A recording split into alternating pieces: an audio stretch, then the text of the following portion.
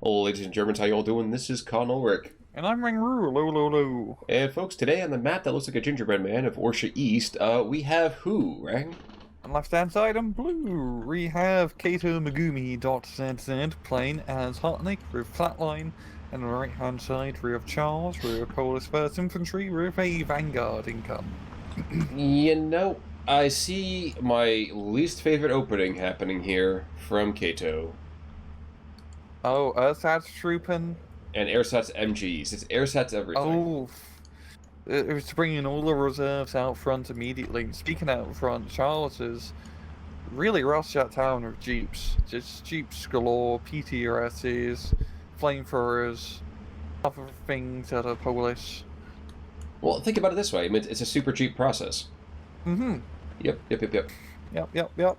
Now we've disappeared. See, and these Airsats fighting on the road, and this is that one mission in Brothers in Arms, like where everything's aflame and everyone's dying. Like this is the absolute worst mission in the world. Yeah, but holy crap, they're holding off against quite mighty odds in the open, mind you, popping some smoke, and the flamethrower dude is gonna get away from that, which is rather surprising. It's more surprising to me the Airsats trooping in the center. I'm sorry to cut you off, but in the middle, we actually have a successful push into the town. Oh, yeah. I'm sorry, though. I completely cut you off. You were about to say something. No, yeah. The flamethrower survived, which is bizarre. That is a very polite way to put it. It just completely flabbergasts me. Mm-hmm. Now, we do see some Reiter Jägers coming in behind the Airsats trooping. These guys, of course, will be successful in keeping the Skrutsky at bay. But, I mean, they have those meat shields in the way. Mm-hmm. They're gonna run right into the flamethrowers, and that's not gonna be good for their health. But they will be able to survive. Certainly true. And the battle if you're up to the north, kind of amusing to me. Only guy who can see the enemy. Guys, help me out! Exactly. It's like, this is... I didn't sign up for this. You're meant to be getting shot at, not me. I'm just here to call in artillery strikes. Exactly. Respect the position. Mm-hmm. Down to the south, we are seeing a rather tentative push. Two very, very depleted squads of Airsats troop moving on in. Able to extend deep into the Polish lines until I think this IL-2 comes in with clusters. I think, and if he sees that Hetzer again, he's going to drop clusters all over that guy. Yeah, that's probably the best bet. But for my money, if I can start seeing these T-34s, I'm going after the T-34s in the center. Mm-hmm. A couple of VKs. In the meantime, looking around, seeing some nice, solid play here, engaging the troops to the north in the forest. Need a little bit of help, because that PTRD is going to kill if he's not careful. Yep, Luke's is doing, or Luke's prototype, I should say, he's doing a rather good job here of keeping him suppressed, at least, and there we go. That's going to be one PTRD squad down for now. Yes, one. Yeah, still two more. And that's the major rub, isn't it? They can clear this northern forest. It actually might be very easy for them. It can definitely move in that Pack 36 hanging behind the front lines. Excuse me, wow. The ZIS. The Pack 184, my bad. Yeah. And an interesting decision there. Yeah, and the kills the Lukes. I see why did that, because that pretty much was holding them back from, pushing up north. And, if you can get close to those flamethrower guys, he should be able to, start killing some of Kato's dudes. It's really like a right Jaeger squad, which is the real scary force here. And he almost has it killed. Or almost has it suppressed at least, which is pretty much a kill in this case. Did you see recently there's somebody posting actually in the Reddit trying to agitate for a different approach to surrender mechanics? I've seen the post, but you haven't read it. So fully digested it? It makes things definitely a little more RNG, but I have to confess, looking at the northern side, yes, we have leader units in the area, but I couldn't help but feel that, you know what, it might not be the worst idea in the world. I have no idea how to implement it, though. I'm sorry? What was his proposal for the mechanics? If I understand it correctly, it's essentially a lot more kind of RNG So there's a certain amount that just kind of surrender, but at the same time, there's a chance they just kind of fight on. And I want to say, with kind of decreased infantry efficacy.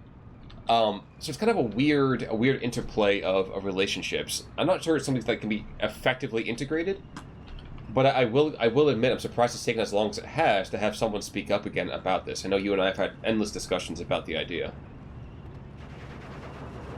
And forgive me, I'm watching this T-34 duel to the north. The wet noodle contest of 1,000 years. Oh, never mind. That noodle is quite al dente. Yeah, eventually a T-34 will win, just depends which colour. Yep. And unfortunately, for over here on, the Harteneck side, they're apparently saying it's better dead than red.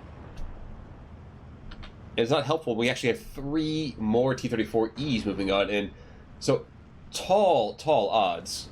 Mm-hmm. And that's the way the cookie crumbles. Down south, things are actually going really well for Charles as he's pushing through. The cluster IR-2 did drop its payload somewhere, but I forgot where it did. And yeah, I mean, he's got the town in the center, he's got down south. Up north is not looking good for him, but, 2 out of 3 flanks, you can't really complain. I'm sure he'd find a way to if necessary, but you're right. I think for right now, things are effective. Now, the thing is, for Charles, in the northern side, he's got a rinky-dink, kind of like half-outdated anti-tank gun stopping his progress, and that's it. He's using the Russian gun to blow up Russian tanks, but the Russian gun can't get through said Russian tanks, because it's Russian, it's not designed to friendly fire. Well, it's probably a joke it did, but, they got friendly fire disabled. Well, we have a number of flak tracks moving on in, which is kind of interesting. Definitely trying to keep those cluster runs away. Mm-hmm. And a tiger as well. I kind of missed that big cat coming on in. But, I don't know. I have to say that the relative silence only plays into Kato's favor. I don't think it plays into Charles's. Yeah. I mean, once you get into B phase, usually Harteneck starts to get pretty scary with the Hungarian troops. But right now, Charles has really good map control, and if he can keep it up, he should secure the victory. I mean, he's got tank Decimites coming into the center to try and secure an area too. Yeah, right, Jaeger's Rava, he's going to run right into it. It's probably not the best idea. No, that's putting it mildly, of course. I am mildly amused by the fact that this ME-109 has not been able to do anything effective just yet. He's just having a hard time, dogfighting. So I don't want to say his first time, but he has 1 cell veteran fleet, so he should have shot down a plane or 2 already. You'd like to think that, wouldn't you? I'd like to. But the flak is doing more. It's lucky that there's not friendly flak on. I know, right? He'd really be bugging. Oh yeah. Because that was a pretty big issue, I believe, in the Second World War, with flak gunners accidentally shooting down their own airplanes. Yes, you're absolutely right on that one. Even in naval aviation, as troops coming in to land, which just blows my mind. You think that this guy, if he's going to kill you, he's not going to be like, oh, hum-de-dum, I'm going to go nice and easy and low. They're coming right for us. They even have our kind of planes. Oh my god, they put stars on them, the bastards. Now, I do admit, I'm surprised that the flak, with 3 flak tracks, they're not getting a little bit more suppression than what they have. IL-2s, man, they're built like tanks, but somehow they can fly. I actually kind of like this as well. We actually have a Hetzer moving in to try to stave off any push by the T-34Es. Now, the unfortunate thing is that there's no real infantry anywhere close to the area. These air stats trooping moving into the northern side of this long hill. But, he's going to lose another flag here. I'm quite surprised at just how quickly the tables have turned up north. Yeah, I mean, Charles is now pushing strong. I mean, he's got, like, the flag outside the forest, he's moving up the infantry, he's got T-34s galore. Yeah, Kato, that Hetzer, now Tiger is going to be, well, Tiger's moving into the center. It's going to be pretty vitally important in stopping these tanks. Vitally important. IL-2, in the meantime, though, making a run. And somehow the ME-109 still doesn't kill him. I know. Jeez Louise. Tiger, like you said, I don't even see him moving on in. Where is he going? Okay, yeah, he's going this way. You're right. Down to the south in the meantime as well. I mean, it looks like all things are coming up Millhouse over here for Charles. Yeah, he's pushing very strong here of the strokey, DP Scrotch, essentially. Yeah, I mean, Charles has a very good A phase for him. He put all his best cards out early on, all the great infantry, and he has managed to make dividends out of it, as he is pushing very strong on pretty much all flanks. That's good that someone's getting something out of the market here, because as of right now, it definitely does not seem to be working for Kato. Mm-hmm. Or the road economy in general. Well, yeah, and you know what? I mean, I kind of understand where the markets are at right now, but man alive, it is hard to watch your investment on both of these flanks just kind of crumble. Yeah. Speaking purely, of course, about the game and not my own investments. But you know what? In the meantime, we are going to see this Hetzer up to the north. He's going to continue just kind of pwn off these little rinky-dink half-tracks, which is fine from one perspective, but it's like, okay, his cannon is meant for bigger prey. I know. He needs to blow up some T-34s here. Again. Hungry. Yes, he does. Just as this looks down south, needs to go and engage something more behind the Strelky CKMs. Mm-hmm. Unfortunately for him, not going to go well.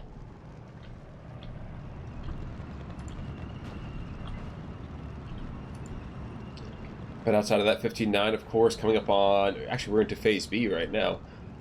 Now, is it the Flatline that's been the downfall thus far of Kato, or do you think it's something else altogether? I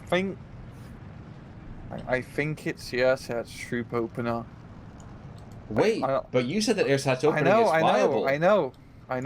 Okay, I was making sure we heard that right. His infantry just was doing well with the right Jaegers, but he didn't really have other stuff to support the infantry, like more... I don't know, at the same time, Charles had a very good opener, with great infantry. The T-34 spam at first Polar Scare is absurd, and on maps like this, where you can fight in close quarters encounters, works out really well. I think Kato just needed more heavier AT earlier on to try and curb the kind of like how his T-34s just multiply like bloody rabbits.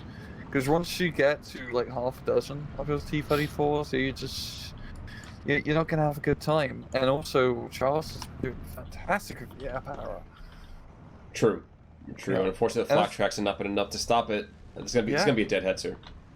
Yeah, even with Kato bringing out actual anti-air, it's not enough. And even the Messerschmitts they just can't kill these goddamn IL-2s. It is absurd. And Korok is not, lacking in air power. They got a crap ton of those Hungarian Messerschmitts. You mean Harteneck? Harteneck, yes. Okay, so I want to make sure I was like, Korok. I was like, I know my insignia study sometimes is a little bit lacking, but, now, we are going to see a bunch of Hungarians come to the center, and indeed, we see a little bit to the south, a couple come to the south central as well. So, it's going to be up to the Hungarians to stabilize this entire process. If they can push this back, there still is a ghost of a chance. It's a very slim one, but it's still a ghost of a chance. I know we definitely do talk up the Hungarian infantry quite a lot, but they are really good. It's just due to the fact they have semi-automatic rifles, Croat on Croat, and just large infantry sizes make him a terrible, terrible force to fight against. Well, let's talk about the fact that their accuracy stuff is pretty damn good, even on the LMGs. Mm-hmm. The 65%. I mean, look at the other stuff. Yes, 60% for the PPSHs. I mean, the light machine guns 5% for the Strelka CKMs. I mean, the accuracy is nice when you're a knife fighter. And they got 3 of them. Yeah, exactly. Yeah. But in the meantime, though, these IL-2s have just been devastating the Harteneck lines. Absolutely devastating them. Yeah, I mean, the Hungarians are coming in now. He's doing that attack along the hill in the middle, and he's actually starting to get a bit of a foothold. But yeah, there's like a few T-34s in pretty good positions, and yeah, it's just a little bit of a kill zone area. You have to, yeah, like initial foothold onto said hill. Actually, not He's surprisingly, gonna get into the town. He's gonna get flamed. where's the arty in all this? That's a really good point. I mean, the Harteneck doesn't get a lot of artillery, to be fair. No, but there's But still enough still- to be effective. Yeah, it's still, you can get like some mortar half tracks, which is always the ultimate artillery choice to take. We also have a couple of Strelkies coming north of the town. Maybe looking to cut off. Yep, looking to cut off, I think, the German kind of approach here. There are some Reiterjägers, but the Reiterjägers refuse to fire because it just would not be sporting. Yeah.